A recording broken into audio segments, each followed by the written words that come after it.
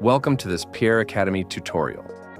In this video, we will show you how to reset your password in the PIERRE app if you've forgotten it. We start on the login screen. Here, we choose Forgot Your Password. Next, we enter our email address. In this example, we use pierrepartner8@gmail.com. After that, we choose Send Password Reset.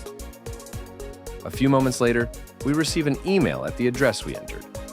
It's very important to open this email on the phone where the app is installed. Only then will it work. We open the email, scroll down, and choose Reset Password. This automatically opens the PIERRE app. Here, we enter our new password twice.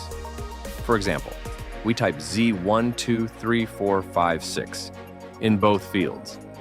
We save the new password and the app logs us in automatically. From this point on, we can use the app normally again. And that's it. See you in the next video.